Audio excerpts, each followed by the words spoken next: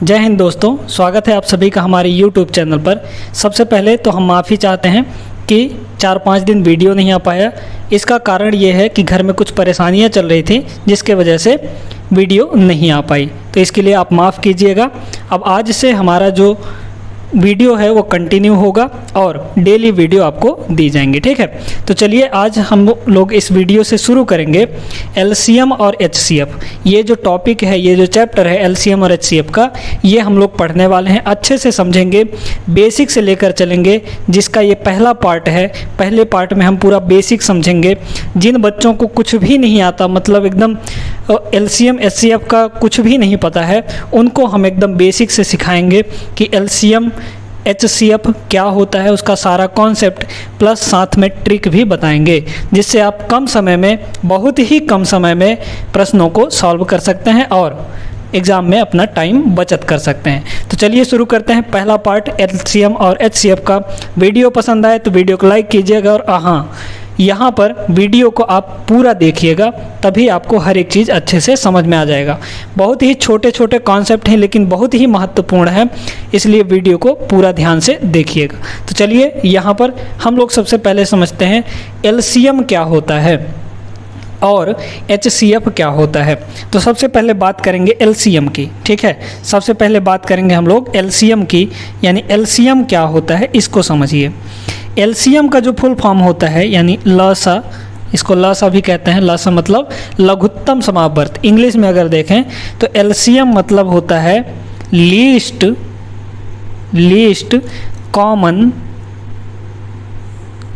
Common और M से होता है मल्टीपल। इसका मतलब समझिए, लीस्ट कॉमन मल्टीपल, ठीक है। वह छोटी से छोटी संख्या जो दी गई संख्याओं से विभाजित हो, ठीक है, जो दी गई संख्याओं से विभाजित हो। जैसे एक एग्जांपल के लिए हम देखते हैं यहाँ पर, मान लीजिए हमारे पास 3 संख्याएं हैं, 6 है और 12 है, ठीक है। 6 है, 12 है और यहाँ पर है 15, ठीक है। 6, 12 और 15।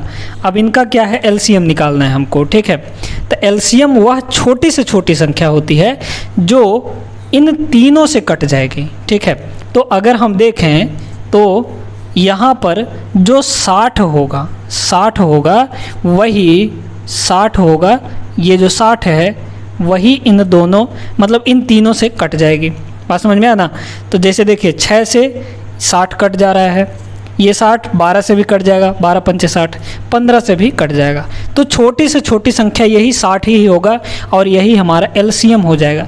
इनके निकालने का तरीका हम बताएंगे, टेंशन मत लीजिएगा, वीडियो को ध्यान से देखते रहिए। तो एलसीएम का मतलब हम समझा रहे हैं कि वह छोटी से छोटी संख्या, भाई देखिए इसके आगे जब हम चलेंगे तो 120 भी होगा जो इन तीनों से कट जाएगा, लेकिन हमको छोटी संख्या लेना है। तो छोटी संख्या कौन सी होगी, 60 होगी, जो इन तीनों से विभाजित होगी और यही छोटी संख्या हमारा एलसीएम हो जाएगा। यही छोटी संख्या एलसीएम हो जाएगी। तो बात क्लियर हो गई एलसीएम। अब देखिए यहाँ पर एलसीएम को एक ऐसे भी समझ सकते हैं, लीस्ट कॉमन मल्टीपल मतलब सबसे छोटा गुणज, उभयनिष्ठ गुणज। कॉमन का मतलब क्या है, उभयनिष्ठ गुणज, ठीक है। जैसे देखिए हमारे पास है 6, 12 और 15, ठीक है। अगर हम देखें इनका गुणज लिखें तो 6 कम 6, 6 दूना 12, 6 त्रिक 18। ऐसे इसका भी गुणज लिखे, 12 कम 12, 12 दूना 24 और 12 तियाँ 36, ठीक है। अभी तक कॉमन कुछ भी नहीं मिला है। 15 कम 15 गुणज लिख रहे हैं, ठीक है, मल्टीपल लिख रहे हैं। 15 दूना 30, 15 तियाँ 45। अभी तक कुछ भी कॉमन नहीं मिला हुआ है, ठीक है, जो तीनों में हो। फिर आगे चलें तो 6 त्रिक 18, 6 चौको 24, ठीक है, और 6 पंचे 30, 6 पंचे 30। फिर यहाँ पर कितना हो जाएगा, 6 पंचे 30 और कितना हो जाएगा, 6 छांग 36। फिर आगे इसमें चलें तो क्या हो जाएगा, देखिए अब 36 और 36 यहाँ तो मिल गए, लेकिन इसमें 36 नहीं मिला है ना। फिर आगे चलें तो 12 चौको 48, फिर 12 पंचे 60, फिर 12 छंग 72, ठीक है, ये इतना हो गया। और इसके बाद आगे चलें तो 15 चौको 60। फिर यहाँ पर और आगे चलें, मतलब इसमें और आगे चलें तो 15 पंचे 75, इसमें और आगे चलिए तो छछांग 36, 6 सत्ते 42, 6 अट्ठे 48 और 6 नैयो 54, 6 पंचे 60। अब देखिए जो 60 है, 60 यहाँ पर भी है, 60 यहाँ पर भी है, 60 यहाँ पर भी है। तो सबसे छोटा जो कॉमन मल्टीपल है, कॉमन मतलब उभयनिष्ठ मतलब जो तीनों में है सबसे छोटा है। इसके आगे जब हम लोग जाएंगे इसका मल्टीपल लिखते जाएंगे तो तीनों में 120 भी आएगा, 120 भी आएगा कॉमन तीनों में, है ना। लेकिन उसको नहीं लेना क्योंकि वो बड़ा हो जाएगा, ये सबसे छोटा होगा। तो 60 60 60 यही लीस्ट कॉमन मल्टीपल होगा, यानी यही एलसीएम हो जाएगा। यही क्या होगा? एलसीएम होगा। तो आप दोनों तरह से इसको समझ सकते हैं कि वह छोटी से छोटी संख्या जो दी गई संख्याओं से विभाजित हो, तो 6, 12 और 15 के एलसीएम 60 हो गया, और यही 60 6, 12 और 15 से तीनों से विभाजित होगी। और दूसरा ऐसे भी समझ सकते हैं कि तीनों का लीस्ट मतलब सबसे छोटा उभयनिष्ठ गुणज कौन सा होगा? तो 60 होगा। ठीक है, ऐसे गुणा करते जाएंगे, गुणज लिखते जाएंगे उसके, तो जब सबसे छोटा कॉमन आएगा वही हम ले लेंगे एलसीएम के तौर पर। ठीक है, तो यहाँ तक एलसीएम आप लोगों ने समझ लिया। अब जो एलसीएम निकालने के तरीके होते हैं, मेथड्स होते हैं, उनको हम समझते हैं। ठीक ना। अब एलसीएम निकालने के दो तरीके हैं अपने पास। पहला क्या है? पहला है भाग विधि। क्या है? पहला भाग विधि है। ठीक है, तो भाग विधि थोड़ा लंबा पड़ता है। जैसे मान लीजिए हम कह रहे हैं कि आपको 6, 12 और 15 का एलसीएम निकालना है। क्या निकालना है? इन तीनों का एलसीएम निकालना है। ये सारी चीज़ें आप बहुत पहले से पढ़ते हुए आ रहे हैं, अपने कक्षाओं में पढ़े होंगे। ठीक है, वहाँ पर ये तरीके भाग विधि। तो भाग विधि में क्या करते हैं हम लोग? देखिए, ये हमारे 3 संख्याएं हैं। कौन कौन से? 6, 12 और 15। एक चीज़ यहाँ पर ध्यान दीजिएगा, जब भी हम इनको काटेंगे, तीनों संख्याओं को जब भी हम काटेंगे, भाग देंगे, तो वो संख्या अभाज्य संख्या होनी चाहिए। क्या होनी चाहिए? अभाज्य संख्या। पहली अभाज्य संख्या। और दूसरा शर्त ये है कि उनको बढ़ते क्रम में लेना है हमको। ठीक है, पहला तो अभाज्य संख्या। तो अभाज्य संख्याएं कौन कौन सी होती हैं? 2 होता है, 3 होता है, उसके बाद 5 होता है, 7 होता है, 11 होता है। ठीक है, तो इसी क्रम में हमको काटना है। ठीक है, अगर 2 से कटता है तो 2 से काटिए, 3 से कटता है उसके बाद तो 3 से काटिए, फिर आगे चल के 5 से कटता है तो 5 से काटिए। ठीक है, तो क्रम से काटना है हमको। बात समझ में आया? ये बहुत बच्चे नहीं जानते हैं, कंफ्यूज हो जाते हैं, उल्टा पुल्टा कर देते हैं। ठीक है, तो इस चीज़ को ध्यान में रखिएगा कि पहली बात तो एलसीएम निकालते टाइम भाग किससे देना है? अभाज्य संख्या से। दूसरी बात यह है कि बढ़ते हुए क्रम में लेना है। तो सबसे पहले देखा जाए अगर तो 6 2 से भी कट रहा है और 12 भी 2 से कट रहा है, 15 2 से नहीं कट रहा है, उसको छोड़ दीजिए। तो सबसे पहले हम लोग 2 से काटेंगे, सबसे छोटा भाज्य संख्या। तो 2 से ये 3 बार में कट जाएगा और ये 6 बार में ये नहीं कट रहा है 2 से, तो इसको एज इट इज़ लिख दीजिए। फिर इसके बाद अब देखिए, अब भी 2 से कट रहा है। कौन सा? 6 हमारा 2 से कट रहा है, तो फिर से 2 से काटेंगे, लेकिन 3 तो नहीं कटेगा, 3 को ऐसे ही रहने दीजिए। यहाँ पर 6 कट जाएगा तो 3 से, फिर इसके बाद 15। बात समझ में आया ना? अब यहाँ पर जो ये तीनों हैं 2 से तो कटेंगे नहीं, इसके बाद आगे चलेंगे हम लोग। तो 2 के बाद अभाज्य संख्या 3 आती है, तो 3 से काटिए। तो 3 एक कम 3, 3 एक कम 3, 3 पंचे 15। अब देखिए यहाँ पर इन दोनों के पास 1 आ गया और यहाँ पर 5 है, तो ये तीनों किससे कटेंगे? 1 1 है, इसको छोड़ दीजिए। जो ये है ये तो सिर्फ 5 से ही कटेगा, तो इसको 5 से काट दीजिए। तो 1 1 1 आ गया। अब यहाँ पर इन सभी का गुणा कर देंगे तो हमारा एलसीएम आ जाएगा। देखिए कितना हो जाएगा? यहाँ पर 2 दूना 4, 4 तियाँ 12 और 12 पंचे 60। कितना आ गया? 60 आ गया ना। तो एलसीएम निकालने का ये एक तरीका है भाग विधि। भाग विधि आपको थोड़ा लंबा पड़ता है, तो हम लोग परीक्षा में क्या करते हैं? भाग विधि का प्रयोग नहीं करते हैं, क्योंकि ये थोड़ा लंबा समय लेता है। ठीक है, तो इसलिए दूसरी विधि हमारी आती है गुणनखंड विधि। कौन सी विधि? गुणनखंड विधि। चलिए उसको भी सीखते हैं। चलिए देखिए यहाँ पर गुणनखंड विधि। गुणनखंड विधि में हमको जिसका जिसका एलसीएम निकालने के लिए बोला होता है उसका हम गुणनखंड कर देते हैं। ठीक है, जैसे मान लीजिए वही प्रीवियस वाला ही क्वेश्चन ले लेते हैं हम लोग। 6, 12 और 15 ये तीन संख्याएं हैं, तीनों का एलसीएम निकालना है हमको।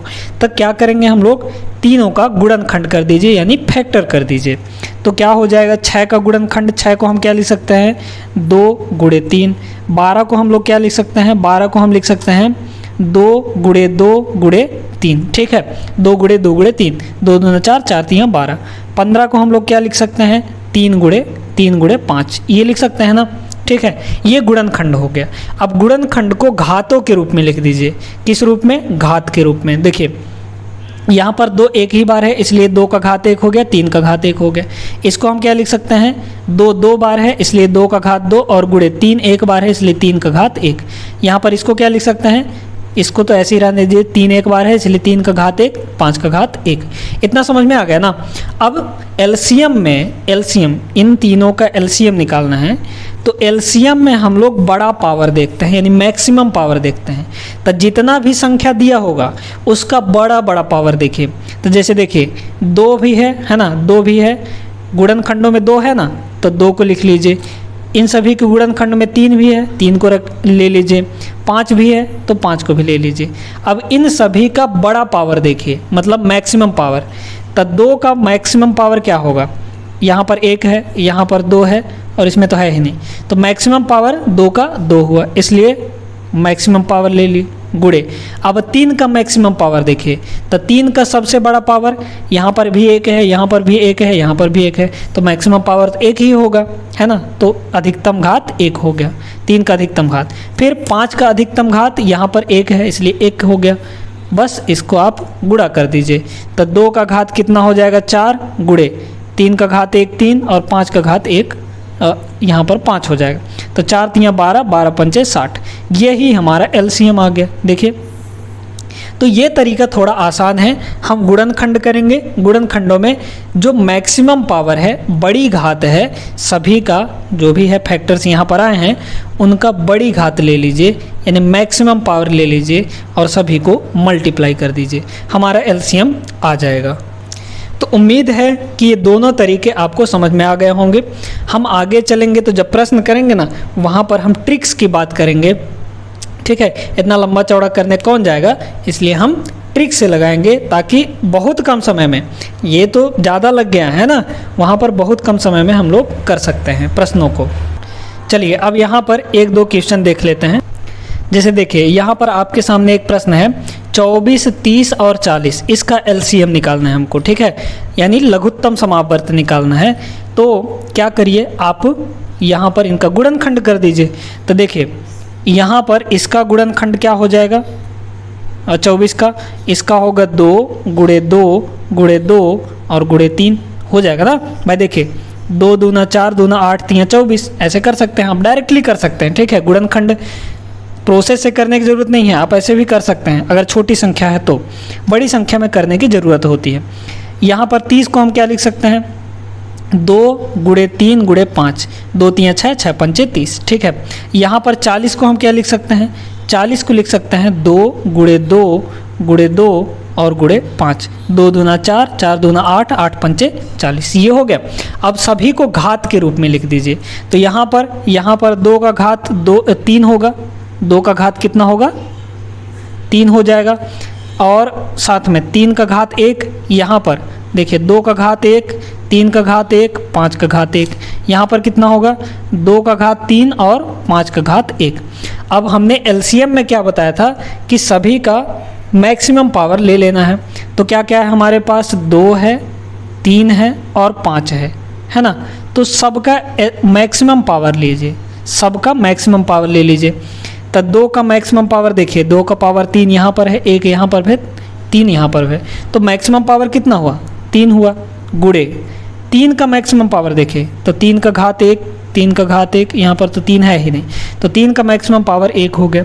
इसके बाद 5 का मैक्सिमम पावर 1 है ना, तो मैक्सिमम पावर 1 हो गया। अब इसको सबको सॉल्व कर लीजिए। तो 2 का घात 3 8 और ये 3 और ये 5, कितना हो जाएगा यहाँ पर 5 3 15 और 15 8 120, कितना हो जाएगा 120, इसका एलसीएम आ जाएगा आंसर। ठीक है, 24 30 और 40 का एलसीएम 120 आ जाएगा।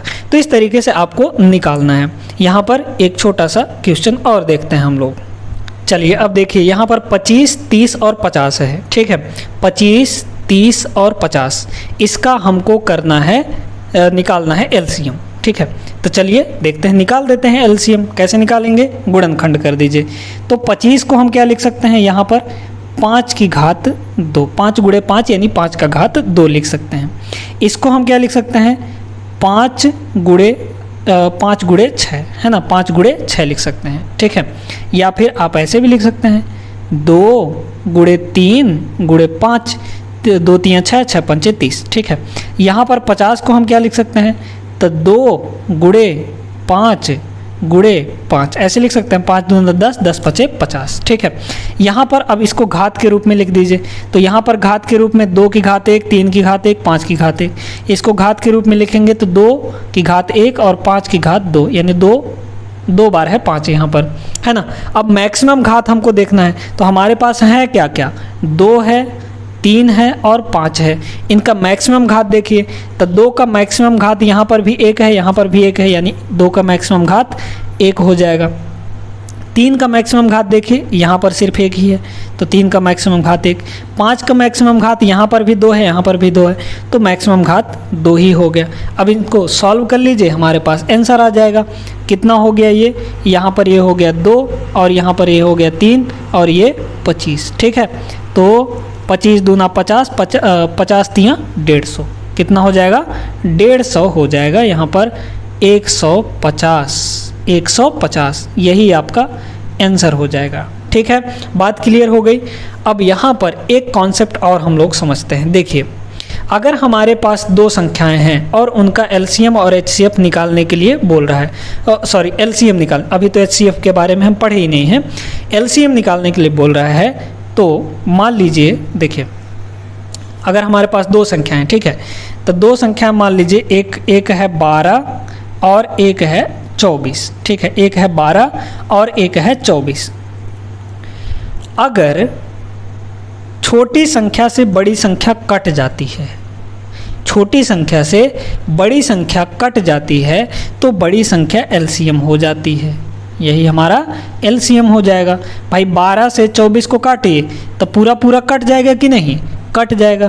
तो बड़ी संख्या को क्या ले लेंगे हम लोग? एलसीएम ले लेंगे। माने इसका एलसीएम हम देख के बता सकते हैं, निकालने का हमको ज़रूरत नहीं है, निकालने का ज़रूरत ही नहीं है यहाँ पर। वैसे निकालेंगे तब भी 24 आएगा। देखिए कैसे, यहाँ पर 12 है, तो 12 को हम लोग क्या लिखेंगे? 2 गुणे 2 गुणे 3, यानी 2 की घात 2 और गुणे 3 की घात 1, है ना। ऐसे ही 24 को हम लोग क्या लिखेंगे? 24 को 2 गुणे 2 गुणे 2 और गुणे 3, इतना हो जाएगा, यानी 2 की घात 3 और गुणे 3 की घात 1, ठीक है। अब इन दोनों में जो भी है उसका मैक्सिमम पावर ले लेते हैं, ठीक है। तो 2 और 3 है, तो 2 का मैक्सिमम घात 3 है यहाँ पर, है ना, और 3 का मैक्सिमम घात 1 ही है, तो ये हो गया। तो कितना होगा? 2 की घात 3 8 और गुणे 3, यानी 8 त्रिक 24। तो देखिए एलसीएम कितना आया? 24 आया ना।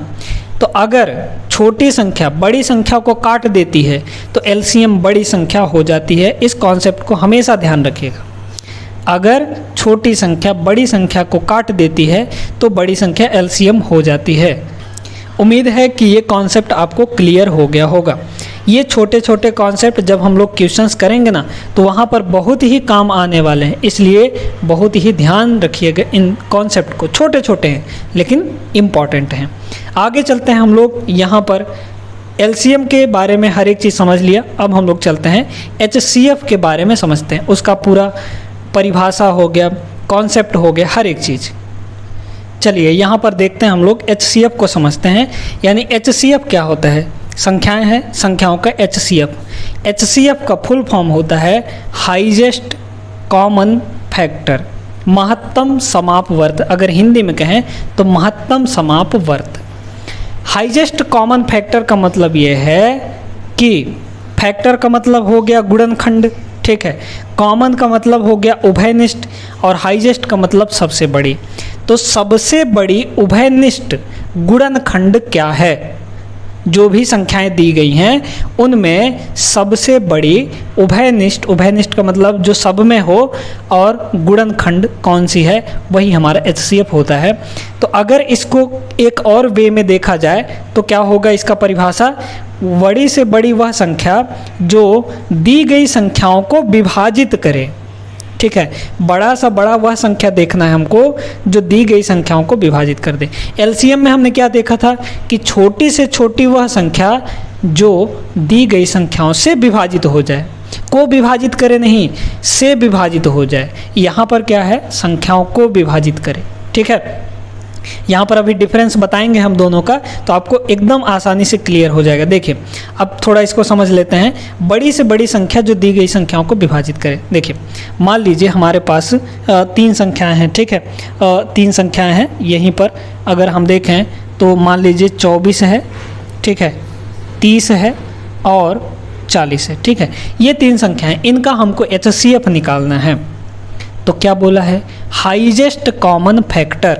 हाईएस्ट कॉमन फैक्टर मतलब वह बड़ी से बड़ी संख्या जो इन तीनों को काट दे। तब पहले काटिए 2 से, तब 2 से देखिए क्या 2 से तीनों कट रहा है, बिल्कुल कट रहा है। 24 भी कट जाएगा, 30 भी कट जाएगा, 40 भी कट जाएगा। इसके बाद आगे बात करें तो 3 से, देखिए 3 से ये कट जाएगा, ये कट जाएगा, लेकिन ये वाला नहीं कटेगा 3 से। ठीक है, आगे बात करें तो 3 नहीं होगा। ठीक है, 3 नहीं होगा, ऐसा देखना है कि जो तीनों को काट दे। ठीक है, इसके बाद बात करें 4 से, तो 4 से हमारा ये कट जाएगा, ये कट जाएगा, लेकिन 30 नहीं कटेगा, तो 4 भी नहीं होगा। इसके बाद की जितनी भी संख्याएं हैं, जितनी भी संख्याएं हैं वो तीनों को एक साथ नहीं काट सकती हैं। सिर्फ यही 2 होगा, सिर्फ यही 2 होगा जो इन तीनों को एक साथ काटेगा। इसका मतलब HCF इसका क्या हुआ, HCF हो गया 2। ठीक है, अब इसको तरीके से निकाल के देखते हैं। जैसे देखिए अगर हम इन तीनों का गुणनखंड करें तो तीनों का गुणनखंड देखिए, इसका गुणनखंड 24 का गुणनखंड कितना हो जाएगा, 24 को हो जाएगा 2 गुणे 2 गुणे 2 और गुणे 3, 2 दूना 4, 4 दूना 8, 8 3 24। ठीक है, 30 का अगर गुणनखंड किया जाए तो 30 का गुणनखंड हो जाता है 2 गुणे यहाँ पर 3 और गुणे 5। ठीक है, 2 3 6, 6 5 30। अगर 40 का गुणनखंड किया जाए तो 40 का गुणनखंड होगा 2 गुणे 2 गुणे 2 और गुणे 5। ठीक है, अब इनमें देखिए कि कॉमन कौन सा है, कॉमन फैक्टर देखना है हमको। क्या देखना है, कॉमन फैक्टर देखना है। तो कॉमन देखिए 2 2 2 तीनों में है, तीनों में है 2, तो 2 को ले लीजिए, कॉमन हमको देखना है। इसके बाद देखिए कॉमन कौन कौन सा है, उभयनिष्ठ। क्या ये 2 इसमें है लेकिन इसमें नहीं है, 2 इसमें है लेकिन इसमें नहीं है, 3 देखिए 3 इन दोनों में है लेकिन इसमें नहीं है। ठीक है, 5 इन दोनों में है लेकिन ऊपर वाले में नहीं है। तो और कोई ऐसी संख्या नहीं है, कोई ऐसा फैक्टर नहीं है जो तीनों में कॉमन हो। तो हमको सिर्फ कॉमन वाला उठाना है। तो कॉमन हमारा सिर्फ क्या आया, सिर्फ हमारे पास यहाँ पर 2 आया, और यही 2 HCF होता है। क्या होता है, यही 2 HCF होता है। बात क्लियर हो गई आप सभी को। तो यहाँ पर हमने समझ लिया कि HCF जो होता है वो हाईएस्ट मतलब सबसे बड़ी, कॉमन मतलब उभयनिष्ठ, फैक्टर मतलब गुणनखंड। ठीक है, तो सबसे बड़ा फैक्टर हो जाता है हमारा HCF। ठीक है, जो इन तीनों को काट दे, मतलब तीनों को एक साथ काट दे। और एक चीज़ यहाँ पर और ध्यान से समझिए, देखिए जो HCF होता है, जो HCF होता है वो दी गई संख्याओं के बराबर या उनसे कम होता है, मतलब छोटा संख्या होता है। HCF क्या होता है, ध्यान से सुनिएगा। HCF जो होता है, जितनी भी संख्याएं दी गई हैं उनका HCF या तो उनमें से किसी एक के बराबर होगा या फिर उनसे छोटा आएगा। HCF की बात हो रही है, तो HCF हमेशा छोटा या बराबर आएगा। या यहाँ पर अगर LCM की बात करें तो LCM जो होता है दी गई संख्याओं के बराबर, उनमें से किसी एक के बराबर या फिर उनसे बड़ी आएगा। तो LCM हमेशा बड़ा आएगा और HCF हमेशा छोटा आएगा। इस चीज़ को बहुत ही ध्यान रखिएगा क्योंकि छोटे छोटे कॉन्सेप्ट हैं, बहुत ही काम आते हैं। अब जैसे देखिए यहाँ पर इन तीनों के HCF कितना आया, 2 आया है, ठीक है। और इन तीनों का हमने LCM भी निकाला था। LCM कितना आया था? LCM आया था 120, ठीक है। ये क्या आया था? LCM 120। तो आप लोग देख सकते हैं कि HCF इन तीनों में से किसी एक के बराबर होगा या फिर छोटा आएगा, लेकिन LCM जो होता है वो बड़ा आता है हमेशा, ठीक है। या तो किसी एक के बराबर होगा या फिर बड़ा आ जाएगा। अब देखिए यहाँ पर HCF के बारे में एक छोटा सा और कॉन्सेप्ट समझते हैं। अगर मान लीजिए हमारे पास 2 संख्याएं दी गई हैं, ठीक है। मान लेते हैं 25 और 175, ठीक है। 2 संख्याएं यहाँ पर दी गई हैं 25 और 175। अब इन दोनों के HCF निकालना है, ठीक है।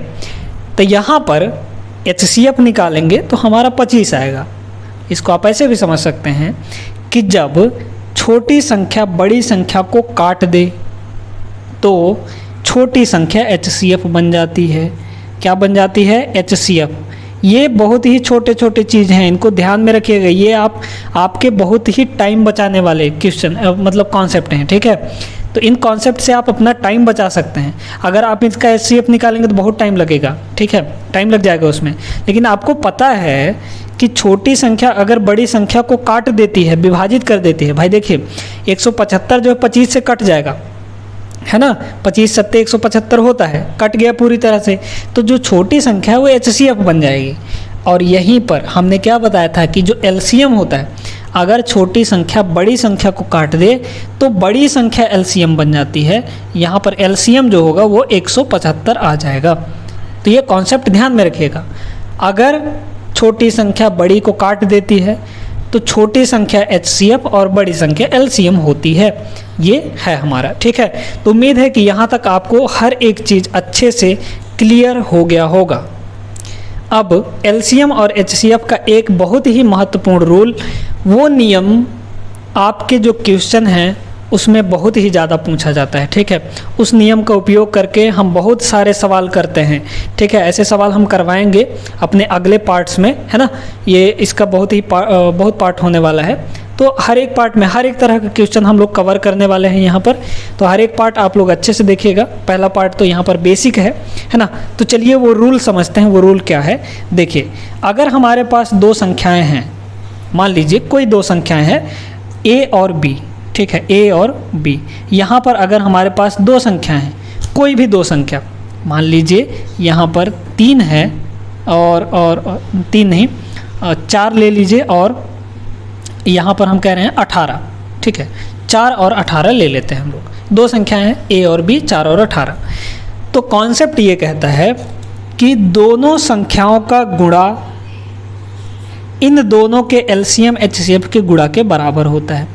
इसका LCM गुणे HCF, इसको प्रूव भी करके देख सकते हैं हम लोग। देखिए क्या कॉन्सेप्ट है यहाँ पर, दोनों संख्या, यदि दोनों संख्याएं दी गई हैं तो दोनों संख्याओं का गुणा उनके LCM और HCF के गुणनफल के बराबर होता है।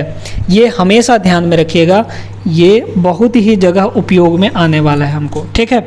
बहुत ही जगह, बहुत ही सारे प्रश्न में ये हमारा उपयोग आएगा और इसी पर आधारित प्रश्न ज़्यादातर पूछे जाते हैं, ठीक है।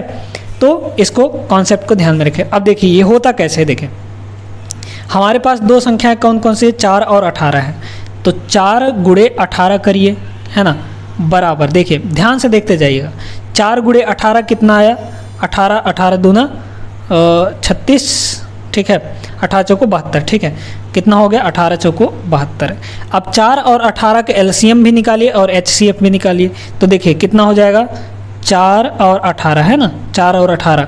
तो यहाँ पर 4 को हम लिख सकते हैं 2 गुणे 2 और 18 को लिख सकते हैं 2 गुणे 3 गुणे 3, ठीक है। 2 गुणे 3 गुणे 3, 3 9 6 6 3 18। तो LCM कितना हो जाएगा? तो LCM जो होता है वो बड़ी घात होती है, ठीक है। तो यहाँ पर 2 का घात 2 है और यहाँ पर क्या है? 2 का घात 1 और 3 का घात 2, ठीक है। तो LCM देखिए, LCM इन दोनों का कितना हो जाएगा? तो LCM हो जाएगा यहाँ पर बड़ी घात। तो 2 का बड़ा घात 2 और 3 का बड़ा घात 2। यहाँ पर इसको गुणा कर दीजिए तो ये हो जाएगा 4 और गुणे ये 3 त्रिकाई 9, 9 चौको 36, कितना आ गया 36 आ गया एलसीएम किसका किसका 4 और 18 का। ठीक है, इसके बाद HCF निकालिए। तो HCF में हम लोग देखते हैं, HCF में कॉमन का छोटका घात। ठीक है, तो दोनों में क्या है, यहाँ पर भी 2 है, यहाँ पर भी 2 है, और दोनों का छोटका घात क्या है 1 है, तो दोनों का छोटा वाला घात 1 हो गया, यानी 2 हमारा HCF हो गया। ठीक है, अब देखिए LCM और HCF का गुणा करिए। तो LCM गुणे HCF कितना आया, LCM आ गया 36 और गुणे HCF आया है 2, तो 36 दूना 72 किसके बराबर आ गया, यहाँ पर दोनों संख्याओं के गुणा के बराबर आ गया। तो हमेशा ध्यान रखिएगा, यदि हमारे पास 2 संख्याएं दी गई हैं तो दोनों संख्याओं का गुणा दोनों के LCM HCF के गुणा के बराबर होता है। यहाँ पर हमने देख भी लिया, 4 गुणे 18 दोनों के HCF LCM के गुणा के बराबर हो जाएगा। ठीक है, तो उम्मीद है कि ये कॉन्सेप्ट समझ में आया होगा। इसी कॉन्सेप्ट से बहुत सारे प्रश्न बनते हैं, तो आपको आगे कराए जाएंगे, हर एक तरह का प्रश्न कराया जाएगा, एकदम बेसिक लेवल से एडवांस लेवल तक का क्वेश्चन आपको कराया जाएगा। बस वीडियोज़ को आप लोग पूरा देखिएगा, ध्यान से देखते रहिएगा, हर एक चीज़ LCM के बारे में ट्रिक सहित आपको ट्रिक भी बताया जाएगा। ठीक है, तो हर एक चीज़ अच्छे से क्लियर कर दिया जाएगा। चलिए, यहाँ तक तो हम लोग समझ गए कि LCM क्या होता है, HCF क्या होता है, उसका एक जो रूल है ये हमारा, इसको भी आप लोग नोट कर लीजिए।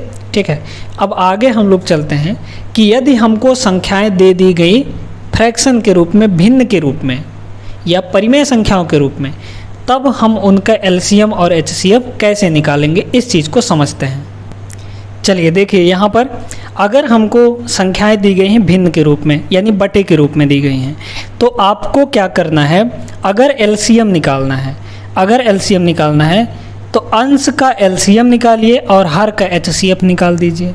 ठीक है, जैसे देखिए अगर हमारे पास दिया गया है 2/6, ठीक है, 5/9 और यहाँ पर 12/18 दे दिया गया है। ठीक है, ये चीज़ हमको दे दिया गया है। अब आपको इसका LCM निकालने के लिए भी बोल रहा है, HCF निकालने के लिए बोल रहा है।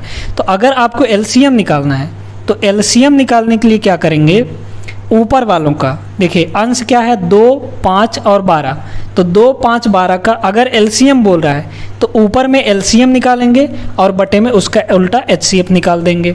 अगर HCF बोल रहा है तो ऊपर वालों के HCF, नीचे वालों के LCM, माने उल्टा हो जाएगा। ठीक है, देखिए अगर LCM निकालना है तो अंश का LCM बटे हर का HCF, और अगर HCF निकालना है तो अंश का HCF और हर का LCM हो जाएगा। यहाँ पर करके देखते हैं, जैसे देखिए अगर LCM निकालना है तो ऊपर वाले का LCM ले लीजिए, ऊपर वाले के LCM यानी 2, 5 और 12 इन तीनों का LCM, और बटे में इन तीनों का HCF हो जाएगा, मतलब नीचे वाले का HCF, इन तीनों का नहीं, नीचे वाले का। 6, 9 और 18, 6, 9 और 18 इसका HCF हो जाएगा। तो अब देखिए इसका LCM निकालिए, 2 है, 5 है और 12 है, इसका LCM निकाल लीजिए। तो LCM कितना आ जाएगा, इन तीनों का अगर LCM निकालेंगे तो 2, 6 कट गया ये, तो 12 पंचे 60 यानी 60 हो जाएगा इसका LCM।